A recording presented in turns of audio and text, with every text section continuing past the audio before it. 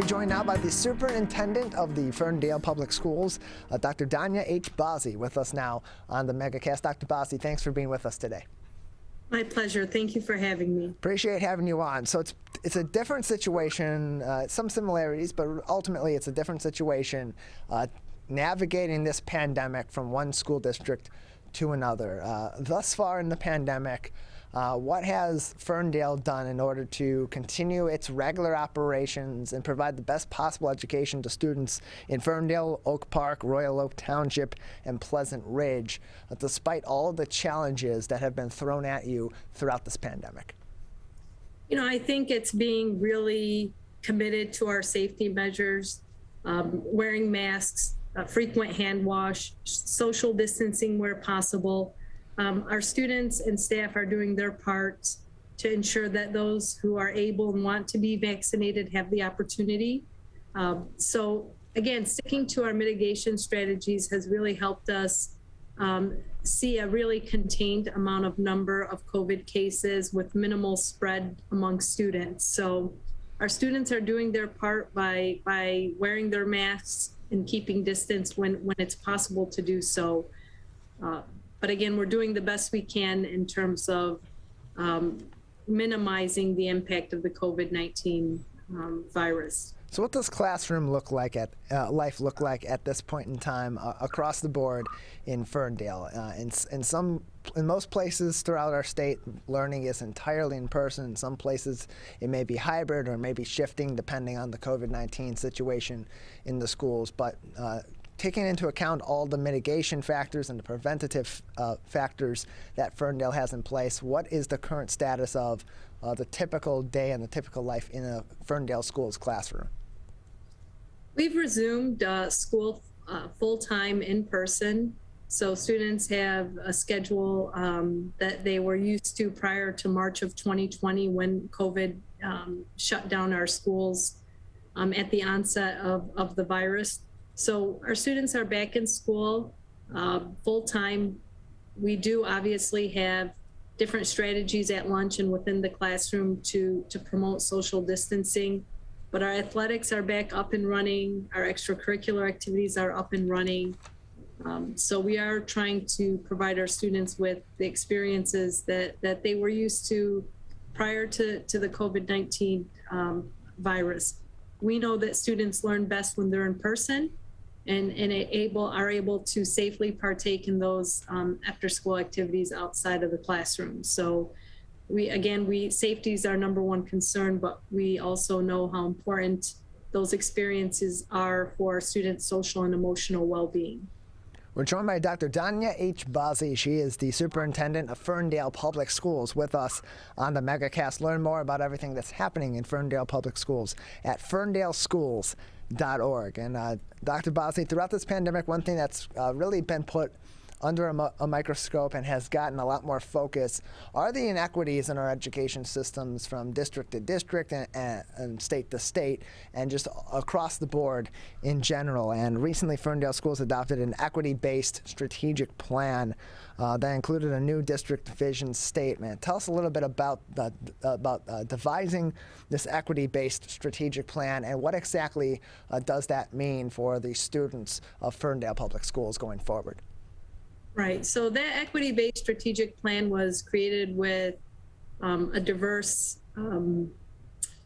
population from our community. It included staff, community members, students, administrators, teachers, and basically they're the ones who really structured and created the strategic plan with its 3 pillars that focus on environment, excellence, and environment.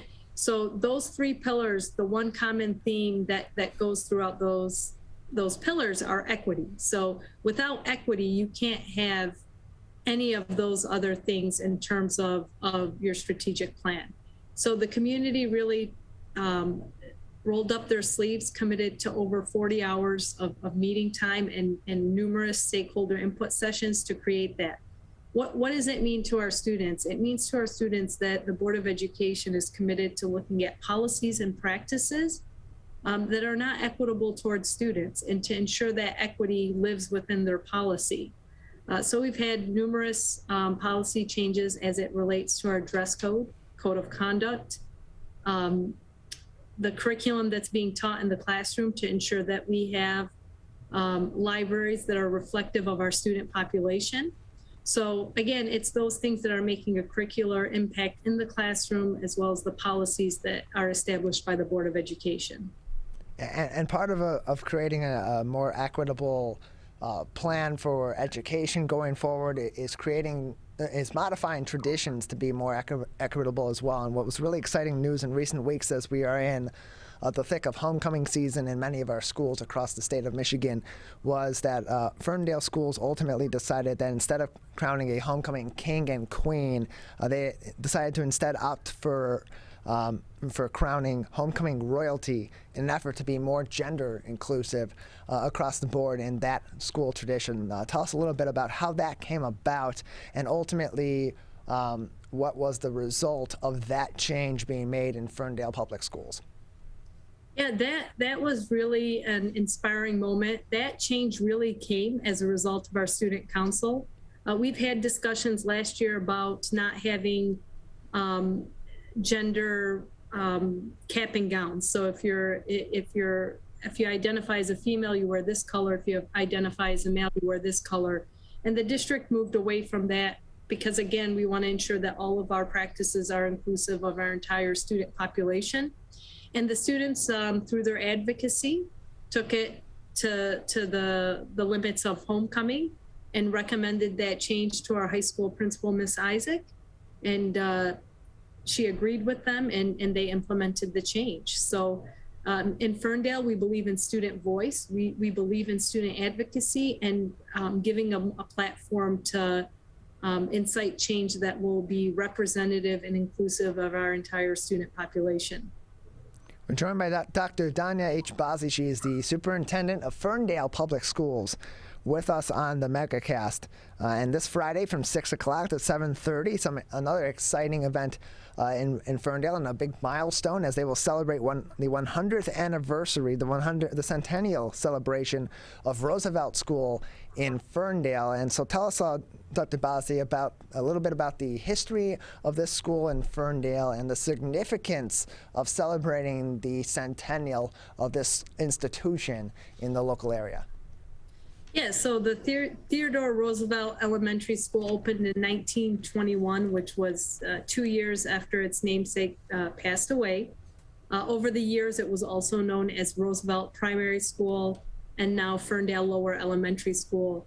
That building for 100 years has served our students. It's been an excellent building and has a lot of deep history as it relates to Ferndale Public Schools. So, to have a building that has hit the century mark is pretty neat. We are excited, though. We are building a new Ferndale Lower Elementary School to meet the needs of students of today. The great news is that the current site of Ferndale Lower will still be utilized by the district for the CASA program, which is the Center for the Advanced Studies in the Arts. So that building will continue to live on, but in a different capacity. And we look forward to engaging with our community and really reminisce about all of the great educational stories that have passed through those hallways. And then, Dr. Bazzi, what are some of those ways that you will be celebrating? This 100th anniversary. Of course, they're inviting the community out for a centennial celebration from 6 o'clock to 7:30 this week, Friday. Any other ways that this institution in the Ferndale Public Schools, on its 100th anniversary of operations there in Ferndale, will be celebrated? So we'll be giving building tours. Obviously, we'll need people to wear masks and be safe and be socially distant throughout the building, so they can reminisce where their gym class was or what classroom they had. So we'll be giving building tours. We'll also we do also have a remembrance log for people who want to share stories about perhaps people who aren't with us physically and share some of those stories. Those stories can be shared with bill.good@ferndaleschools.org. Again, his name is bill.good So those can be shared with us. We're also going to have donuts and ciders and be able to chat and connect with the community and engage with one another. We're joined by Dr. Dania H. Bazzi. She is the Superintendent of Ferndale Public Schools, joining us today on the MegaCast. And Dr. Bazzi, across school districts here in Oakland County and all throughout the state, much like in other industries, there has been a bit of a staffing crisis of late, due in part to the pandemic and a number of other factors as well. In terms of Ferndale Public Schools, what is the status of your staffing overall, and what needs may there still be right now in terms of filling remaining staffing positions? Well, we are lucky. We have an incredible staff who has really banded together and worked hard with one another to ensure that our students' needs are met within the place. Of course, we still have certain vacancies within the district as a result of the impacts of the COVID-19 virus. Positions like support staff as paraeducators and preschool aides have probably been our biggest area of need. The good news is that we're getting close to being staffed at a level that we have in the past. So we're definitely excited about that. We also have a job fair with conditional on-site hiring that's taking place on October 20th from 3:30 to 8 p.m. at Ferndale High School, right when you walk in the main entry. It's 881 Pinecrest Drive, Ferndale, Michigan. So again, at that point, we'll be trying to fill in any remaining positions that we do have. But we are very lucky and blessed that we've been able to make sure that we have coverage and that the needs of our students are being met. We're joined by Dr. Dania H. Bazzi. She is the Superintendent of Ferndale Public Schools with us on the MegaCast. Dr. Bazzi, just a few more minutes with you today before we'll say goodbye. At this moment in time, is there anything else that parents, students, faculty of Ferndale Schools should know about the current status of the school district and the way it's being operated in terms of the COVID-19 pandemic, or anything interesting that's coming up for either discussion or is in planning in the Ferndale Public School District? Yeah, I think it's been a good start to the school year. Obviously, we've had some challenges that we've been able to overcome as a school family. I'm always in awe of the compassion and empathy that our district exhibits towards staff and students, and really willing to do whatever it takes to help out. We've had families and parents in the buildings volunteering if we've been short-staffed on certain areas. So kind of the roll up their sleeves mentality has been a blessing. We are finishing up some construction at Ferndale Upper Elementary and at the Ferndale Early Childhood Center, as well as our transportation center. Those updates are going to be wonderful for our students and our community to enjoy those buildings.